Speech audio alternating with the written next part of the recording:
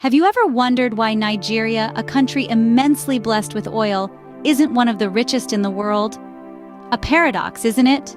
Nigeria, the leading oil producer in Africa, with an estimated 37 billion barrels of proven oil reserves, seems to be caught in a curious contradiction. This West African nation, richly endowed with this black gold, should, in theory, be a beacon of prosperity. Yet the reality paints a different picture.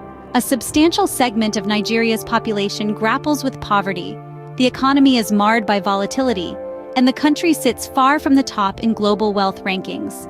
So, what's the story? How can a nation so flush with oil wealth struggle with economic instability and social disparities? Is Nigeria's oil dominance a blessing showering potential prosperity, or is it a curse that has perpetuated socio-economic challenges? To understand this paradox, we need to take a journey through the development of Nigeria's oil industry. Nigeria's journey into oil dominance began in the late 1950s. It was a time of discovery and anticipation. The year was 1956, when Shell BP, an oil exploration consortium, struck oil in a small, relatively unknown town named Oloibiri, located in the Niger Delta region. This marked the beginning of a new era for Nigeria, a dawn of economic change and potential prosperity. However, the oil didn't start flowing immediately. It took another 2 years of preparation, excavation, and construction before Nigeria officially commenced oil production in 1958. This was a significant milestone, transforming the country into a player on the global stage of oil production. The 1970s brought about an unprecedented oil boom. The world was thirsty for oil, and Nigeria was more than ready to quench this thirst. The country's oil production soared, and so did its revenues. It was a time of abundance, with petrodollars flowing into the country's coffers like the Niger River into the Atlantic Ocean. But this newfound wealth wasn't without its consequences. It brought about a fundamental shift in Nigeria's economy. Prior to the oil discovery, Nigeria's economy was largely agrarian, with agriculture contributing a significant portion to the country's GDP. Crops such as cocoa, groundnuts, and palm oil were Nigeria's primary exports. However, the allure of the black gold was too strong. Slowly but steadily, agriculture was sidelined and oil took center stage. The country became heavily dependent on oil, with it accounting for over 90% of the country's export earnings and about 80% of its total revenue. With this newfound wealth, Nigeria was poised for economic growth. But did that happen? As we peel back the layers of Nigeria's oil history, we find that this black gold, while a blessing in many ways, also brought with it a host of challenges. But that's a story for another scene. Stay tuned as we delve deeper into this fascinating journey of Nigeria's oil dominance. The oil boom of the 1970s brought immense wealth to Nigeria. It was an era of unprecedented prosperity. As global oil prices skyrocketed, Nigeria, with its vast oil reserves, found itself sitting on a veritable gold mine. The nation's oil revenue increased exponentially, catapulting it into the ranks of the world's top oil producers. This sudden influx of wealth had a profound impact on Nigeria's economy.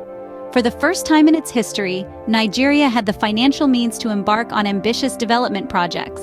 The government implemented sweeping economic policies aimed at transforming the nation into a modern, industrialized economy. Infrastructure was built, industries were established, and jobs were created. The Nigerian economy was booming, and for a time, it seemed as though the sky was the limit. However, as time passed, a darker side of this oil wealth began to emerge. As the country's coffers swelled, so too did the opportunities for corruption. Mismanagement of funds, embezzlement, and fraud became endemic problems within the government and the oil industry. This corruption was like a parasite, slowly but surely sapping the life out of Nigeria's economic growth. The wealth that was meant to be used for the benefit of all Nigerians was instead being siphoned off by a select few. The gap between the rich and the poor widened, and social inequality became a pressing issue. The economic policies that were implemented, while sound in theory, were not achieving their intended results due to corruption. The oil boom, which had once promised so much, was now causing more harm than good. The economy became overly dependent on oil, making it vulnerable to fluctuations in global oil prices. When the oil prices fell, the economy crashed. The wealth that the oil boom had brought was fleeting, and Nigeria was left to grapple with the consequences of its oil dependency. The oil wealth, instead of being a blessing, started to look more like a curse. As the 1980s rolled in, Nigeria's economy started spiraling downwards. This marked the beginning of a challenging period for the oil-rich country. The global oil market experienced a significant slump, known as the oil glut of the 1980s. Oil prices tumbled, and Nigeria, heavily reliant on oil revenues, was hit hard. The economy took a nosedive, and the standard of living for many Nigerians fell dramatically. The oil glut was a wake-up call for Nigeria, revealing the dangers of its over-reliance on oil. The country was forced to seek help from international financial institutions, leading to the introduction of structural adjustment programs, or SAPs, by the International Monetary Fund and the World Bank.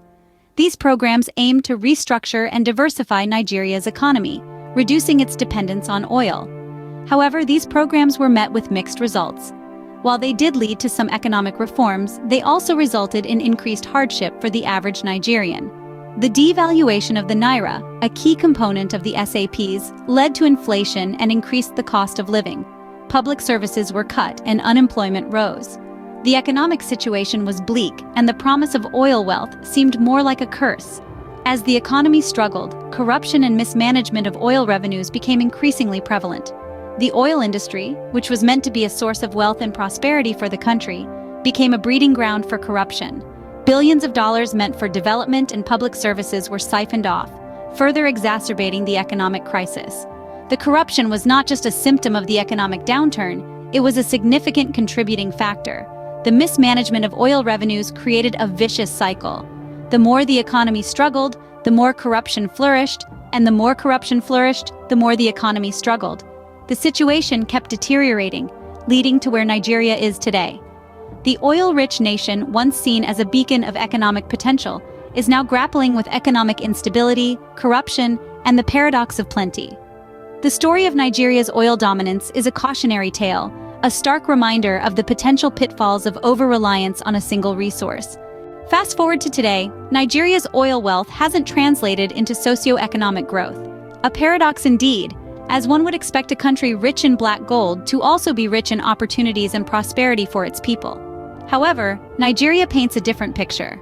Despite being Africa's largest oil producer and the 12th largest in the world, Nigeria grapples with staggering levels of poverty and unemployment.